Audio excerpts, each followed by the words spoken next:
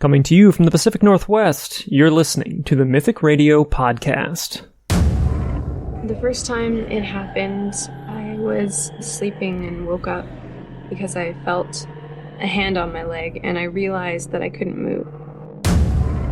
And he come across this object on the ground which was the shape of a flying saucer. So he jumped out of his pickup and went down there, and there was 4 beings laying on the ground. When I raised my head back up, I was turning my head, and out of my peripheral vision, I seen something hop to a tree. And it was tall, about 7-8 foot tall, and it was black, real hairy, like a gorilla.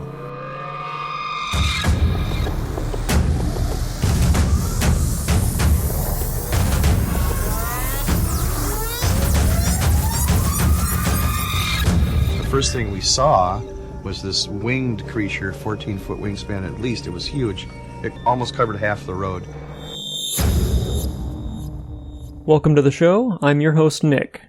Today is Tuesday, October 17th, and this is episode 22. Today's episode takes us deep into the forests of the state of Michigan, specifically in the Lower Peninsula. It is here that I was born and raised, and I can attest to the many strange and wonderful phenomena that the state has to offer. Michigan contains 19.3 million acres of forest, which covers 53% of the Great Lakes state. Many Michigan natives believe that in these woods lives a legendary creature with a horrifying past. For centuries, people of this region have told stories of a beast that resembles a dog or wolf that stands upright. Many eyewitness encounters describe the animal as having the body of a man but the head of a canine, and it has become known as the Dogman. According to eyewitness reports, the creature ranges in height from 7 to 9 feet tall, and is usually covered in jet black or dark brown hair. The body is said to resemble that of a very large, well-built man with massive shoulders, unusually long muscular arms, and huge claws on its fingers. The rear legs are said to look like that of a canine, although much larger and more muscular, and in every report it's described as walking upright like a man. The feature that people remember most vividly is the huge dog or wolf-like head, which typically has a long narrow snout and pointed ears. Many of the reports state that the beast stands and stares with an ominous intelligent grin, as if it's aware of something the witness is not. Some people have reported that the creatures seemed to have no interest in them whatsoever, as they watched it walk away from them through the trees. In all scenarios, however, every witness describes experiencing a primal, unnatural type of fear.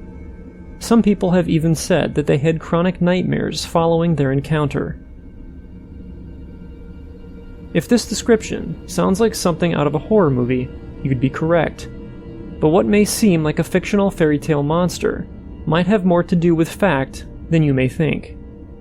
Throughout the United States and even across the world, people report seeing just such a creature, with a majority of the accounts bearing an eerie similarity to those witnessed in the state of Michigan. There are many creatures throughout history that bear a similar resemblance to the Dogman, such as the werewolf or skinwalker, but according to experts, they are not the same animal. According to Navajo legend, a skinwalker is a medicine man or witch who has attained the highest level of priesthood in the tribe, but chose to use his or her power for evil by taking the form of an animal to inflict pain and suffering on others. These so-called skinwalkers are typically seen in the form of a coyote, owl, fox, wolf, or crow, although they do have the ability to turn into any animal they choose. The most well-known version of this beast is called the werewolf, and its origins started in Europe back in the Middle Ages. The werewolf, also known as wolfman or lycanthrope, is a mythological or folkloric human with the ability to shapeshift into a wolf similar to the Native American skinwalker. According to most eyewitnesses, however, the Michigan Dogman is neither a skinwalker nor a werewolf, due to the fact that it is rarely seen changing its appearance. Therefore, many people believe that it is a separate animal altogether, One of the legends say that the Dogmen only appear on a 10-year cycle that falls on years ending in a 7. However, many reports and eyewitness testimony don't necessarily support this theory. During the late 1800s, reports of this strange animal began to steadily increase, with one encounter specifically that drew the attention of local villagers. Local newspapers reported on the incident, and it became known as the first documented sighting of a Dogman. In 1887, 2 lumberjacks in Wexford County, Michigan, were working in the woods when they spotted a creature they described as having the body of a man but the head of a dog. The men believed it to be a threatening breed of wolf and decided to chase it away from their work area. The creature retreated and ran into a large hollow log. As the men approached the log, they picked up some sticks and began trying to force the animal out by poking at it. Eventually, the creature let out a loud shriek and emerged from the downed log. The men jumped back, and the strange animal raised itself up on its back legs and stood in a human-like stance. The lumberjacks quickly lost their nerve and ran back to their woodland headquarters in fear for their lives. The men later reported the incident to their superiors. In the months and years following the Wexford County sighting, other witnesses began to come forward with their own harrowing experiences. The beast became known by locals as the Michigan Dogman, giving eyewitnesses a name to put with the horrifying description of the animal. As the years passed, the sightings continued and even spread to the neighboring states of Wisconsin, Illinois, Indiana, and Ohio.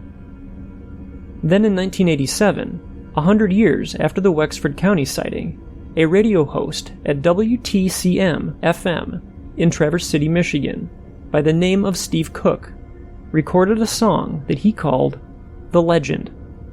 In the song, Cook recounts actual eyewitness encounters that he had heard or read about in and around the Great Lakes region, starting with the Wexford County sighting. The song aired on April 1st and was initially intended to be an April Fool's joke, since Cook didn't fully believe in the myths and lore surrounding the Dogman phenomenon. The first 2 times that the song was played, there was no viewer reaction or calls. Cook and O'Malley were prepared to let the failed prank die when something odd happened. The phone lines started lighting up. People were calling in asking about the weird song. Listeners asked, "Who did that song on that Dogman thing? And when are you going to play it again?" People seemed to view the song as an outlet for the strange encounters that they had been keeping to themselves for so many years. O'Malley took a call from an elderly man who stated that he was chilled to the bone after hearing the song because he had actually seen a similar creature years earlier. That was the first of many reports that would pour into the station over the next few weeks. Within 1 month, the Legend of the Dogman became the most requested song on the air, and for a short time was added into the regular rotation of music.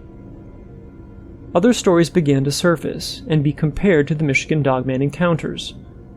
A Dogman sighting investigated by Lake County Sheriff's Deputy Jeff Chamberlain, who was accompanied by Department of Natural Resources Officer Ron McCarty, was picked up and reported on by Mark Marentet, a reporter for the Cadillac Evening News. Then, other news outlets picked up the story, and it was later fed down the Associated Press newswire, and was picked up by newspapers all across America. It was even mentioned as a strange coincidence in Paul Harvey's national News and Comments broadcast. McCarty called the TV station WTCM, stating that he and Chamberlain had openly joked about how this sighting would fit in with the 7th-year prophecy made in the song. Suddenly, Cook's song, The Legend, soared into national prominence, and became a hit song once again, only this time on a much larger scale. Requests for copies came in from all 50 states and around the world. Eventually, the master copy of the tape, never considered to be of real value, had been destroyed, and Steve Cook went into the studio once again, this time with an upgraded keyboard, and recorded the song a second time. A few changes were made to the lyrics to update the legend for summer. When it was finished, the second master recording was shipped to Southfield, Michigan for mass production. The first 500 copies arrived a week later, and sold out in just 12 days. The legend had quickly become hot property with record stores and radio stations across the country. A large record company offered to record and promote the song, and Steve Cook faced the difficult decision of whether to release the legend on a national scale, or to keep it local and manageable. Steve chose to keep it local. The music and lyrics were copyrighted by Mindstage Productions, Cook's marketing and advertising company. More and more copies of the tape, which was originally priced at $3, were sold, and in fall of 1987, WTCM held an art contest which allowed amateur artists the chance to submit works depicting what they thought the Dogman looked like. There were over 100 entries. Some were exceptional, but by far the most chilling and dramatic was a charcoal sketch done by Brian Rosinski, who was only 23 years old at the time and had never had a formal art lesson. The song was never intended to be a marketable vehicle for profit, and Cook made the decision early on that any profits earned derived from its sale would be donated to charity. The first charity was the Traverse City Cherryland Humane Society, which acquired $2,500 towards drilling a new water well and the remodeling of the adult dog facility, which included new floor tiles and pens. In 2001, Cook was introduced to Brian Manley, founder of AC Paw, a no-kill animal rescue program that specializes in lost causes. AC Paw takes in animals that have been injured, abused, or neglected, or that have used up the maximum boarding time in traditional facilities and are about to be euthanized. They rehabilitate animals through a unique foster care network and eventually place them in a loving home. Cook was so impressed with the AC Paw program, he shifted all donations from the proceeds of the legend to their cause, and thus the legend of the Dogman's legacy lives on for animals in need. While the legend has never been fully formally distributed for airplay on other radio stations, it's been heard across the USA and over the world. Many young adults grew up hearing it and remembering it scaring them at summer campfire storytelling sessions. The legend has inspired movie screenplays, stage productions, numerous books, term papers, at least one master's thesis, and countless classroom projects at all grade levels. In spite of the initial belief that the song would be a radio bit designed to run one day only, interest in the legend continues to grow. Steve Cook receives 10 to 20 reported sightings each year, many supported by dramatic evidence. Perhaps the best description of the legacy of the legend came from WTCM morning host Jack O'Malley, who said, "This song has been firmly woven into the fabric of northern Michigan. It is part of the culture now, and part of the folklore. The legend will be here long after we are gone."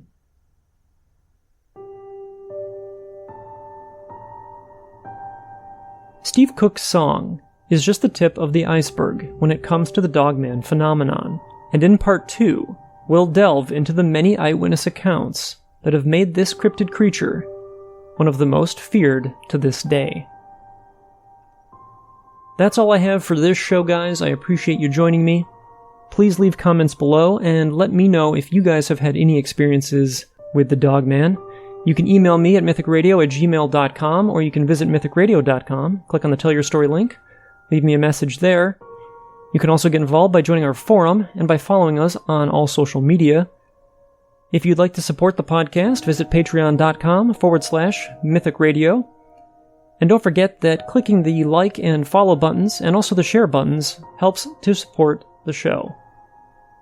New episodes of the podcast air every Monday and Friday on iTunes, iHeartRadio, Spreaker, SoundCloud, Stitcher, TuneIn, and YouTube. From all of us at Mythic Radio, thanks for listening, and remember, don't wait for the unknown to come to you. Get out there and find it.